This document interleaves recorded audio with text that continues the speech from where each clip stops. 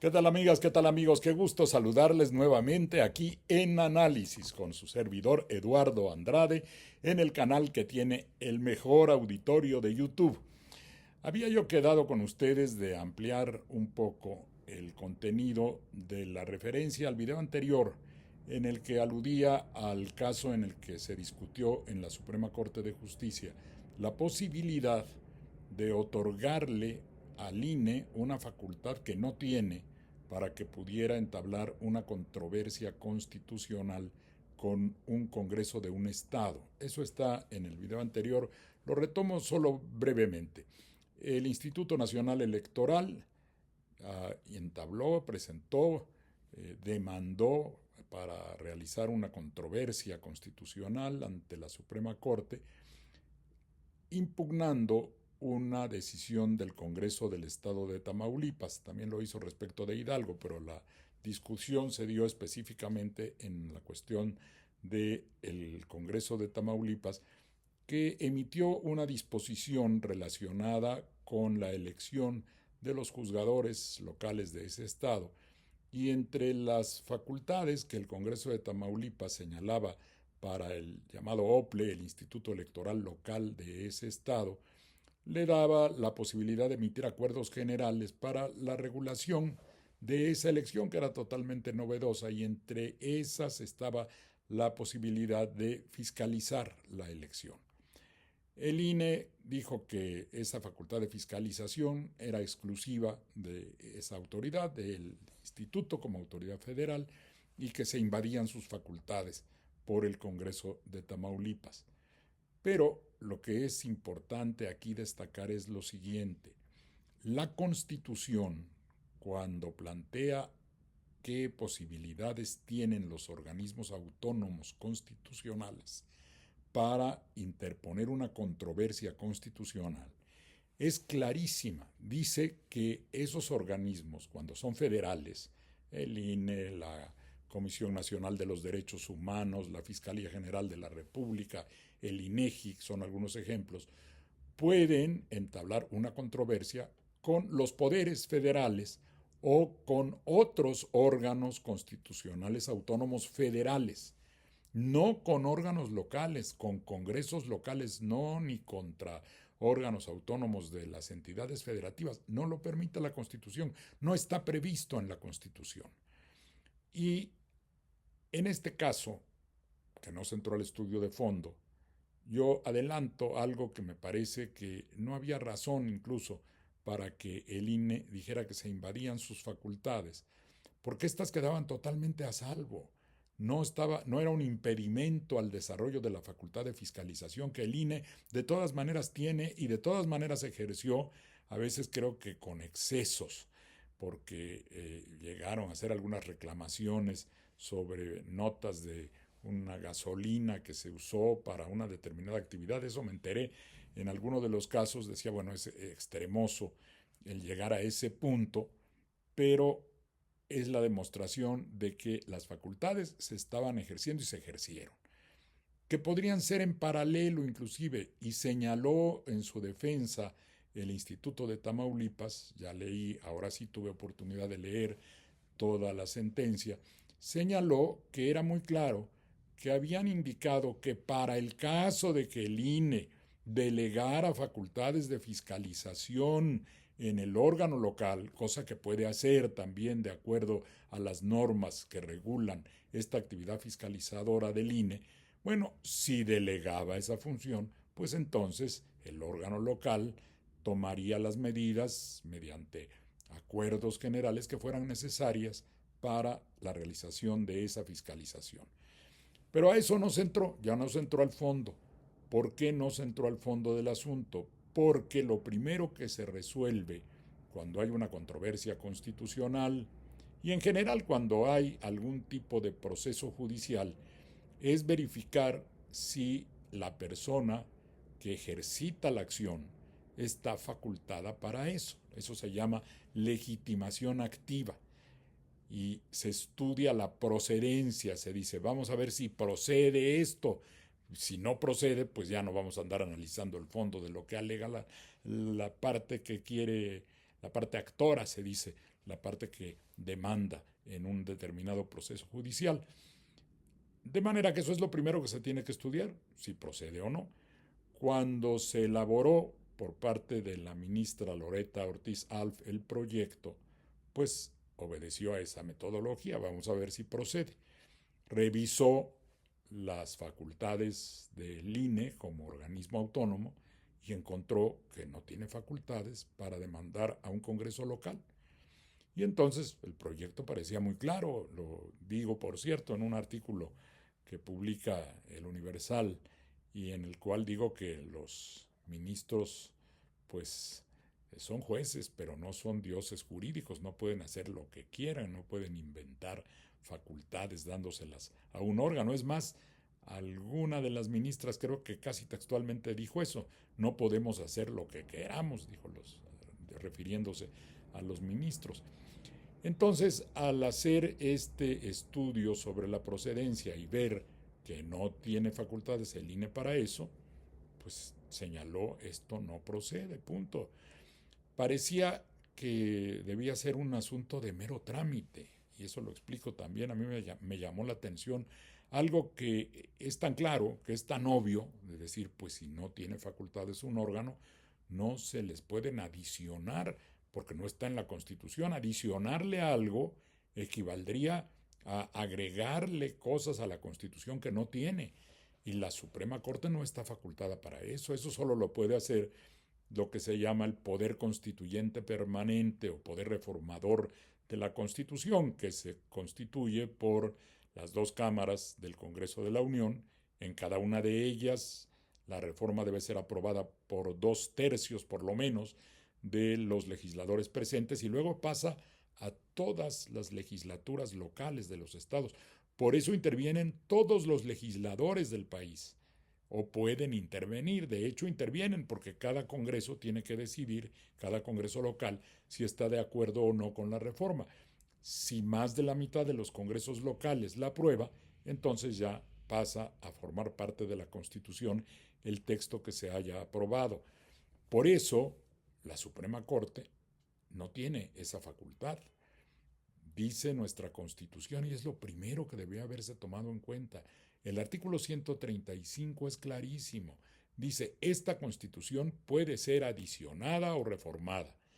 Para que las adiciones o reformas lleguen a formar parte de ella, se requiere lo que acabo de decir, la aprobación de las dos cámaras, etc. Es decir, para que se haga una reforma o una adición, o sea, un agregado, aumentar algo que no está en la Constitución, dice claramente la Constitución que para que lleguen a formar parte de esta Constitución las adiciones y las reformas tendrán que pasar el procedimiento que ya expliqué. Entonces, no puede la Suprema Corte, mediante una resolución, dar una facultad a un órgano que no la tiene en la Constitución. Y me llamó la atención que 4 de los ministros argumentaran en contra de eso que es tan obvio, porque plantearon la posibilidad de que la Corte sí le otorgara esa facultad al INE. Y hubo argumentos interesantes en sentido, por ejemplo, electoral. Algún ministro, Arístides Guerrero, hizo un ingenioso esquema de manejo de los términos electorales y de cómo al absorber el organismo federal, el INE, una serie de funciones que antes tenían los congresos locales y los órganos electorales locales, pues que eso podría justificar el otorgamiento de una facultad. Pero realmente no es un argumento que pudiera rebasar o que pudiera echar abajo el mucho más sólido de que en nuestro sistema y en general en el constitucionalismo como una corriente filosófico-jurídica que dio lugar al establecimiento de constituciones para la organización de los estados en el mundo entero, una de sus bases es precisamente que las autoridades se atengan a hacer exclusivamente aquello para lo que están facultadas. Decía yo, no recuerdo si en el otro video, pero si no lo repito ahora, que El principio general que sabemos es que nosotros, los gobernados, podemos hacer todo aquello que la ley no nos prohíba. Para nosotros, lo que no está prohibido está permitido. Pero para las autoridades, y este es un elemento central del constitucionalismo, para preservar los derechos humanos, para saber a qué atenernos, para que no seamos objeto de arbitrariedades por parte del poder, sacándose de la manga facultades que no tiene, el constitucionalismo ha consagrado esa idea básica. Las autoridades solo podrán hacer aquello para lo que están expresamente facultadas. Es decir, que para la autoridad el principio es al revés. Es todo lo que no te está expresamente atribuido, lo tienes prohibido, no lo puedes hacer. Y romper eso es muy delicado. Tenemos un sistema de facultades que deben ser expresamente otorgadas. Y puede haber argumentos válidos, como algunos que se expusieron, en cuanto a que quizá valdría la pena que los organismos autónomos federales pudieran entrar en conflicto con los locales y que esto se regulara. Puede ser digno de discusión, pero no en la Suprema Corte. Tendría que ser en los órganos del Poder Constituyente permanente o Poder Reformador, analizar esas ideas, ver si proceden y si lo consideran conveniente, modificar la Constitución adicionándole eso, pero no en la Suprema Corte, porque si la Suprema Corte asume que puede otorgarle facultades a autoridades que no las tienen, simultáneamente se está dando facultades que no tiene. La de hacer eso, la de otorgar esas facultades, está rebasando lo que la Constitución le permite expresamente hacer y no tiene expresamente atribuida a la Corte la facultad de adicionarle palabras o disposiciones a la Constitución. De modo que es algo que debe preocupar porque pues incluso hubo, ahora lo recuerdo, un argumento que se quedó un tanto en la sombra y que me parecía también muy importante. Además de este que he dado, ¿no?, de que no se pueden asignarle facultades a un órgano que no la tiene, dice la Constitución, y eso lo dijo creo que el ministro Irving, dijo en algún momento casi de pasada y no se analizó más, que la Constitución dice en su artículo 105 que las controversias constitucionales, estos conflictos entre órganos con motivo de una disputa por sus competencias, por lo que pueden hacer, por sus facultades, a veces alegan que como este caso, que se estaban invadiendo sus facultades. Bueno, dice la Constitución que esas controversias constitucionales proceden contra normas generales que emite alguna de estas autoridades, siempre y cuando no sean de materia electoral. Y aquí era una materia electoral, ese era otro motivo por el cual resultaba improcedente, porque la Constitución también de manera expresa dice la materia electoral está excluida de las controversias constitucionales. Y hay por ahí una jurisprudencia un tanto ambigua que daría posibilidad a decir que a lo mejor si no es estrictamente materia electoral se puede hacer la controversia, pero aquí lo era. La fiscalización electoral forma parte de todo el proceso de organización de la elección, de preparación de la elección, de vigilancia y de fiscalización, pues es una de las facultades más importantes de los organismos, del organismo electoral, que es el INE. De modo que ese era otro motivo más para que no procediera eso. Como sobre una materia que está excluida de las controversias, la Corte iba a aceptar una controversia. Y hay algo más, fíjense, que era algo en lo que yo quería insistir. En la filosofía jurídica que debería imperar en la actual Suprema Corte, la anterior, como lo expliqué en el video previo, se había tomado ya estas atribuciones indebidas que hizo en algún momento dejar sin efecto un artículo constitucional, el de la prisión preventiva oficiosa, no teniendo facultades para ello. Es otro problema distinto, es analizar las posibilidades o no de cambiar el régimen de la prisión preventiva oficiosa, pero eso también le toca al constituyente permanente, no a la Suprema Corte. Y bueno, quiso echar abajo una reforma, la propia reforma judicial trataron de echarla abajo en la Suprema Corte pasada.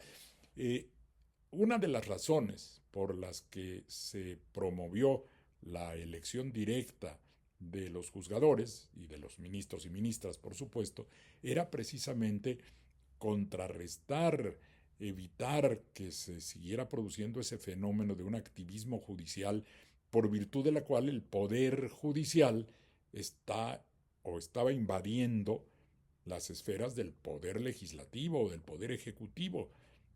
Cualquiera de los poderes debe estar sujeto a sus límites. Tan malo como en algún momento se había criticado que si el poder ejecutivo tenía mucha influencia sobre la Suprema Corte, cualquier poder que exceda sus facultades, que las exceda, ¿no? Si las está cumpliendo dentro de su ámbito de competencia está bien, pero si la independencia judicial que se alega para los juzgadores también impera para los otros poderes, que puedan actuar con independencia sin que los invada el poder judicial. Entonces, la elección, entre otras cosas, tuvo como uno de sus motivos el evitar que se continuara con este mecanismo de invasión de los poderes con un activismo judicial excesivo de parte de la Suprema Corte. Es delicado, pues, presenciar que parece que resurgiera esta idea de querer legislar, de querer reformar la Constitución, de pasar por encima de lo que son las estrictas facultades de la Suprema Corte. Yo creo que debe haber una reflexión de las ministras y ministros de ver que tienen un límite. Yo digo en mi artículo, no son todopoderosos, no lo pueden todo. Su límite se llama Constitución. Pueden interpretar la Constitución, pero no pueden modificarla.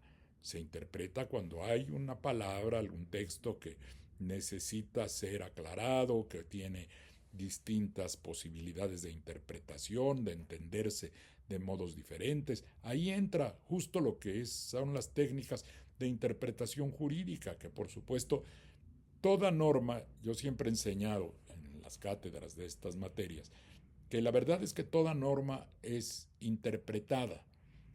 Algunos profesores decían, es que solo las que son obscuras se interpretan. No, en estricto sentido, toda norma, el solo hecho de leerla y transformar los signos que están en el papel en un concepto, es una manera de interpretar, de entender lo que dice el texto de la norma. Ya más profunda es la interpretación cuando de ese texto resulta una doble o triple posibilidad de cómo debería aplicarse exactamente. Entonces ahí entra la interpretación, pero la norma debe quedar como está, no se le puede agregar algo, eso ya no es interpretación, eso se llama técnicamente integración y eso no lo deben hacer los órganos judiciales. No están para integrar, para cambiar, para modificar, para alterar el texto constitucional. Pero decía yo que la filosofía jurídica que impera actualmente en la Constitución y que proviene del gobierno que ha sido electo por la mayoría de los mexicanos desde 2018, que es la misma corriente, la ideología que se instala en la Constitución proviene, sí, de una mayoría gubernativa que tiene la capacidad de modificar la Constitución, como cuando una mayoría se constituyó para privatizar Pemex y la CFE, en ese momento era la corriente que imperaba. Ahora impera otra corriente. Y no es porque el gobierno deba ser seguido por los jueces, no es el gobierno, es que cuando un gobierno que tiene una mayoría que puede reformar la Constitución transforma su plataforma ideológica en texto constitucional, ya esa es la Constitución, ese es el régimen jurídico que debe seguirse, porque es el que está vigente. Y no hay duda que este gobierno actual ha dejado muy claro su propósito de establecer la plena supremacía constitucional, de manera que no pueda haber nada sobre la Constitución y que la Constitución no pueda modificarse por alguna decisión de carácter judicial. Para eso se reformaron dos artículos de la Constitución, el 105 y el 107. ¿Qué dicen? Y ahí, miren, este es un ejemplo de interpretación que sí es procedente. ¿qué dice la Constitución? Que las reformas y adiciones a la Constitución no pueden ser materia de impugnaciones, es decir, no se pueden poner en duda. Hay un principio interpretativo que se llama por mayoría de razón, y aquí no se trata de un otorgamiento de facultades, se trata de que si dice la Constitución que las adiciones y las reformas no pueden ser impugnadas, no pueden ser objeto de que se les quiera dejar sin efecto o cambiar, pues con mayor razón el texto que ya está puesto en la Constitución, porque ese no se puede poner en duda, ya no se debe poner en duda. Es el texto que regula, que rige la actividad de las ministras y de los ministros. De modo que esa era otra razón ideológico-jurídica válida, no porque se siga la ideología por razones políticas, sino porque la ideología se ha transformado en norma jurídica vigente en la Constitución. La supremacía constitucional, la imposibilidad de que el Poder Judicial quiera modificar, alterar, cambiar, adicionar, derogar algún elemento de la Constitución, va en contra justamente de la ideología jurídica plasmada ya en nuestra Constitución y que está vigente. Si eso en algún momento lo cambia el Poder Constituyente Permanente, bueno, pues ya es lo que sucede normalmente cuando hay cambios de ideología política que llegan y aterrizan en la Constitución para que se conviertan en norma jurídica. Ojalá y esta situación que se presentó y que afortunadamente por mayoría de 5 ministros se mantuvo la idea de que la Corte no puede hacer lo que sea, pues dé lugar a que se fortalezca un criterio jurisprudencial en el sentido de que la Corte puede sí interpretar la Constitución, pero no puede cambiarla, no puede modificarla. Gracias por su atención. Hasta la próxima.